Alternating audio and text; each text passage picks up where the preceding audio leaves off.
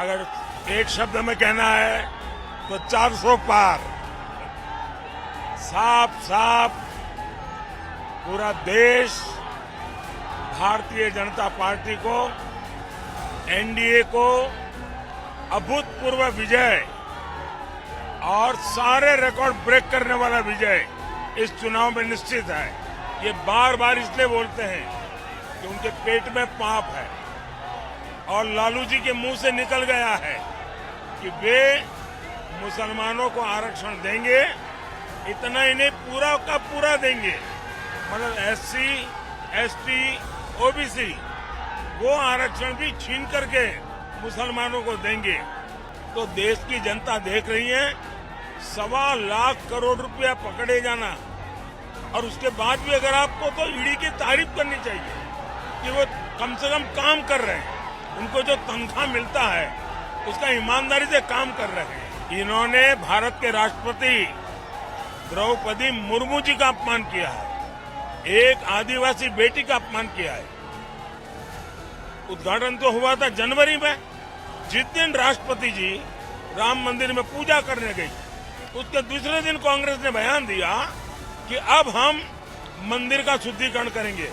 मतलब ये आदिवासियों का अपमान है, नारी का अपमान है, राष्ट्रपति पद का अपमान है, रामलला का अपमान है, राम मंदिर का अपमान है। ये क्या भाषा बोल रहे हैं लोग। यही पूछना चाहूंगा प्रधानमंत्री जी, आपका स्वागत है टाइम्स नेटवर्क के। जो ये माहौल दिख रहा है, जो हुजूम दिख रहा है पटना की सड़कों पर, ये क्या कह रहा है? अगर एक शब्द में कहना है तो 400 पार।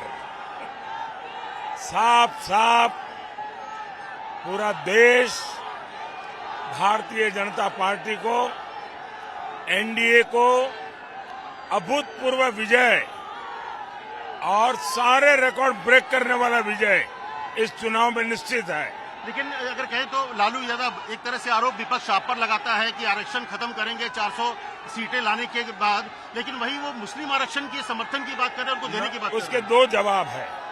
एक, भारतीय जनता पार्टी के पास, एनडीए के पास 2019 से 2024 हमारे पास करीब 400 सीट थी।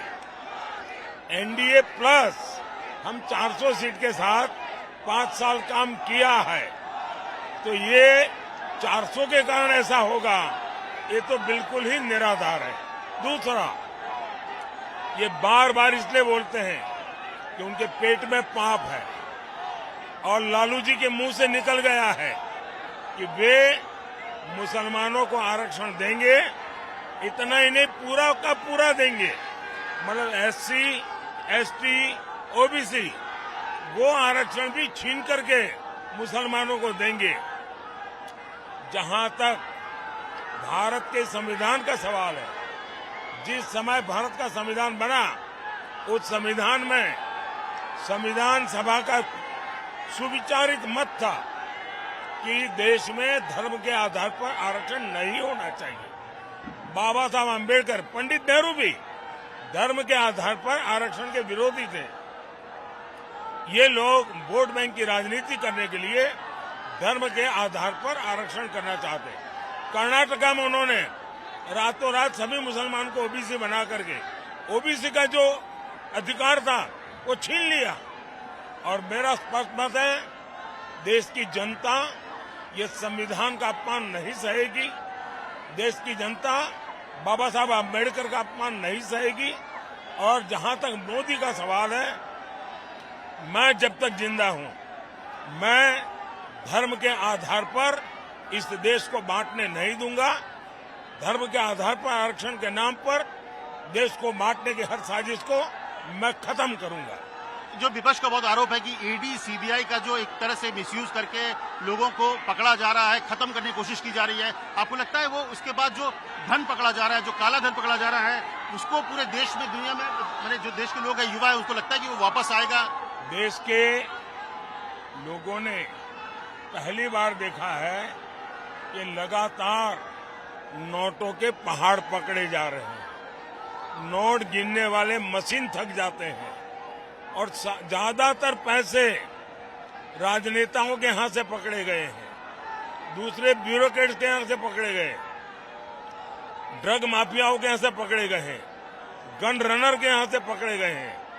तो देश की जनता देख रही है 1.25 लाख करोड़ रुपया पकड़े जाना, और उसके बाद भी अगर आपको तो ईडी की तारीफ करनी चाहिए कि वो कम से कम काम कर रहे हैं, उनको जो तनख्वाह मिलता है उसका ईमानदारी से काम कर रहे हैं। दूसरा, मेरा मत है कि जिसका पैसा गया है, जैसे बिहार में नौकरी के बदले में जमीन ले ली है, जब उसका ट्रेल मिलेगा मैं उन सबकी जमीन वापस मिले इसके लिए सारी कानूनी एक्टिविटी करूंगा। बंगाल में शिक्षक भर्ती, जिन गरीब बच्चों से पैसे लेकर के झूठी नौकरियां दी, उस बंगाल में ट्रेल है कि भी इसके पास से इतना पैसा लिया, पैसे जब तक किए हैं। मैं चाहता हूं गरीबों का जो पैसा है वो मैं वापस लौटाऊंगा, और मैं इसलिए कह रहा हूं अब तक हम 17,000 करोड़ रुपीज ऑलरेडी दे चुके हैं। नहीं, सबसे कि जो पूरा मोदी मोदी लग गया, पीछे में राम मंदिर का रेप्लिका भी आपको दिख रहा है। ऐसे में एक बड़ा सवाल, विपक्ष कह रहा है कि सरकार बनेगी तो राम मंदिर का शुद्धिकरण करेंगे, क्योंकि नरेंद्र मोदी ने प्राण प्रतिष्ठा किया था। इन्होंने भारत के राष्ट्रपति द्रौपदी मुर्मू जी का अपमान किया है, एक आदिवासी बेटी का अपमान किया है।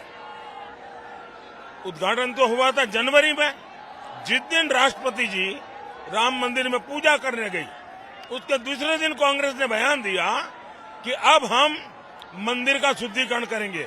मतलब ये आदिवासियों का अपमान है, नारी का अपमान है, राष्ट्रपति पद का अपमान है, रामलला का अपमान है, राम मंदिर का अपमान है। ये क्या भाषा बोल रहे हैं लोग? राहुल गांधी जिस तरह की भाषा का इस्तेमाल कर रहे हैं आपको लेकर, एक प्रधानमंत्री पद की गरिमा भी होती है, आप एक उम्र में भी आप बड़े हैं, ऐसे में उसको क्या कहेंगे आप?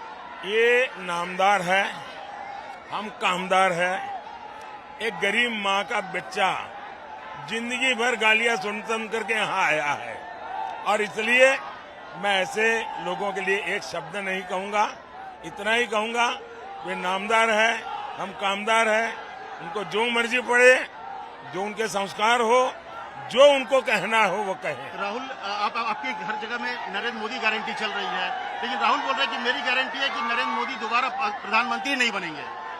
कांग्रेस की पूरी कोशिश ये है को मान्य विपक्ष कैसे बने, और कांग्रेस उनके इंडिया अलायंस के साथी ने एक बयान दिया है। उन्होंने कहा छोटी छोटी पार्टियों ने कांग्रेस में मर्ज कर देना चाहिए चुनाव के बाद। क्यों?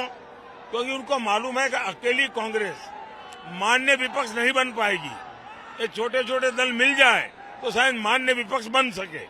तो उनके लिए तो मान्य विपक्ष बनने की मुसीबत सामने दिख रही है।